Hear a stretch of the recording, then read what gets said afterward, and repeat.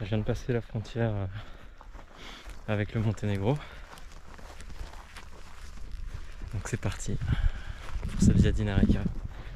Passage de frontière dans une forêt avec une grosse montée. J'ai bien 2 heures de montée à travers forêt assez dense, pas de sentier. Donc c'était cardio.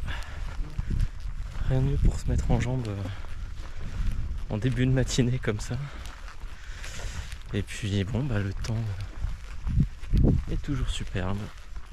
Et les paysages également.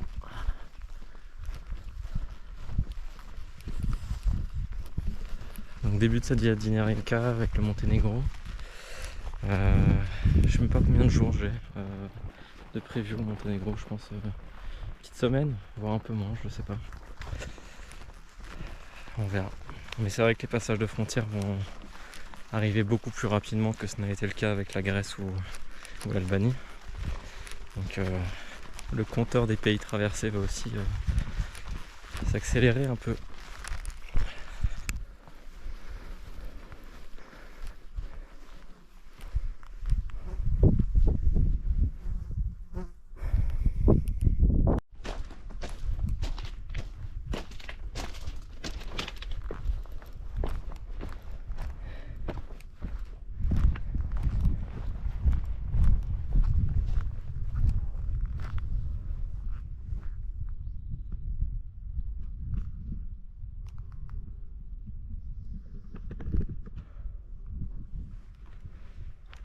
C'est pas beau ça?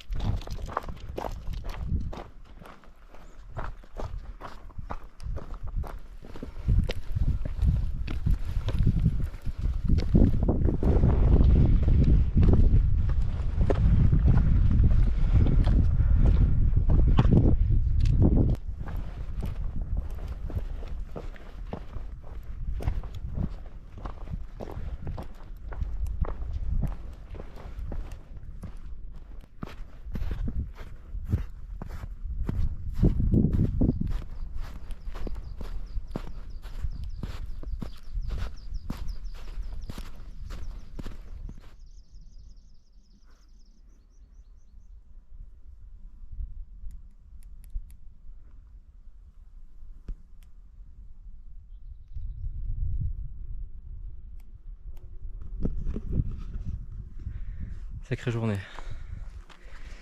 Je viens de terminer une énorme montée là. Je suis redescendu un peu de l'autre côté parce qu'il y avait un peu de monde en haut, donc c'était plus tranquille. Les vues sont incroyables. Je suis juste à côté. Alors ce qu'on voit là en fait c'est le sommet là, c'est le sommet le plus haut du Monténégro. Alors je l'ai pas monté parce que bon c'était déjà assez de grimpe comme ça. Puis j'avais déjà 20 km dans les jambes avant d'attaquer la montée là, donc je me suis dit ça suffit. Et c'est déjà magnifique, c'est déjà top. Donc ouais, grosse journée. Là je vais redescendre par là-bas au niveau des lacs, on les voit pas encore, mais on peut camper à côté. Je pense que je vais planter ma tente là-bas. Et voilà, c'est quoi la 3e journée au Monténégro là, c'est génial, vraiment génial. Et c'est la première fois que je vois autant de monde, surtout autant de randonneurs, donc c'est sympa de pouvoir échanger avec les uns et les autres. Pas mal d'Américains, pas mal d'Allemands aussi, quelques Français. Mais c'est incroyable, c'est vraiment génial. C'est vraiment génial, un sacré terrain de jeu, le Monténégro.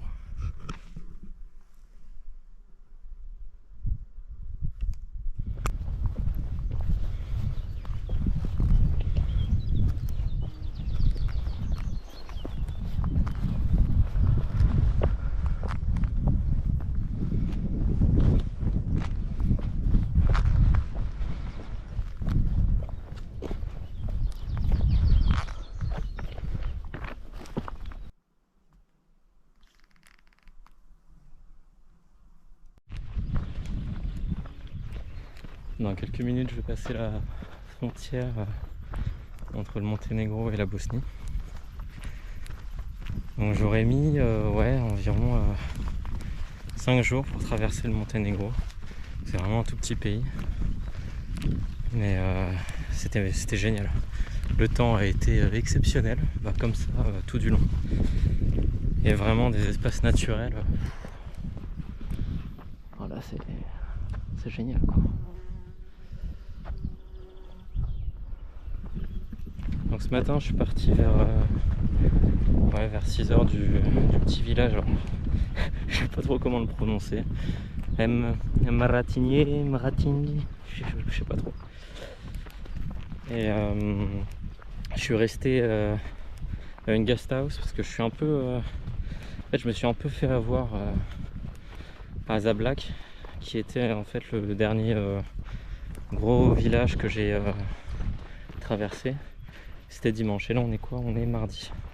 Et sauf que le dimanche dans ce petit village tout est fermé, tous les commerces. Et donc impossible de me ravitailler là-bas. Sauf qu'en fait le prochain ravito après Zablac c'est 4 jours. Donc j'avais encore un jour de rab. Et donc ce que j'ai fait c'est que dès que je trouvais une petite guest house ou un truc comme ça, j'achetais, enfin je mangeais là-bas quoi directement. Ça me faisait des gros plats, donc je tenais bien une demi-journée à chaque fois avec ça. Et là j'ai passé la nuit à la guest house et donc j'ai pu repartir avec des sandwichs et surtout après un gros petit déjeuner. Donc là ça devrait le faire. Il me reste encore un jour de bouffe dans mon sac, plus les sandwichs que je garde pour ce soir. Donc c'est bon.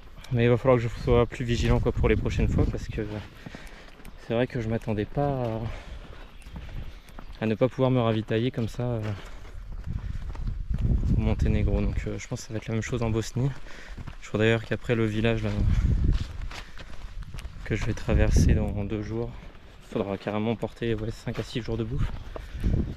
Donc être un peu plus vigilant là-dessus. Mais sinon, incroyable. Le Durmitor, c'était vraiment magnifique. Hier et aujourd'hui, j'étais dans le parc national du Pilat. Vraiment très très beau aussi. Et voilà. Comme ça, là, je vais passer en Bosnie. Je crois que je suis en train de passer en Bosnie d'ailleurs. A priori, il n'y a pas de panneau ou quoi que ce soit. Donc c'est vraiment histoire d'eux. Mais voilà, premier pays de cette Via Dinarica traversée. Donc reste la Bosnie, Croatie et Slovénie. Sachant que Bosnie et Croatie sont les 2 gros morceaux entre guillemets de ce trek, enfin de la Via Dinarica. En tout cas jusqu'à présent top. Pas beaucoup de rencontres, toujours pas. Je vais peut-être un peu surestimé la fréquentation de ce trek. Mais je commence quand même à faire des rencontres de randonneurs. Hier à la guest house, il y avait un mec qui est parti. Je vais arrêter de monter, sinon je vais plus pouvoir parler.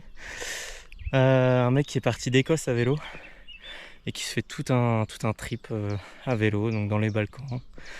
Il va remonter, il sait pas encore trop où. Mais super cool de pouvoir échanger sur le voyage de manière générale. Le voyage en solo. Quoi faire de sa vie après aussi. Et donc c'est typiquement le genre de rencontre que j'aime beaucoup faire quand je randonne. Donc j'espère qu'elles seront encore nombreuses. Je vous laisse avec ça. Le chant des oiseaux et des abeilles. Et des putains de moustiques aussi. Ça y est, là ça fait 2 jours que je me fais défoncer par les moustiques. J'espère que ça va se calmer un peu. Donc voilà la frontière entre le Monténégro et la Bosnie. C'est vrai que comme il n'y a rien du tout autour, des mecs se sont amusés à faire ça. Et bah c'est parti pour la Bosnie.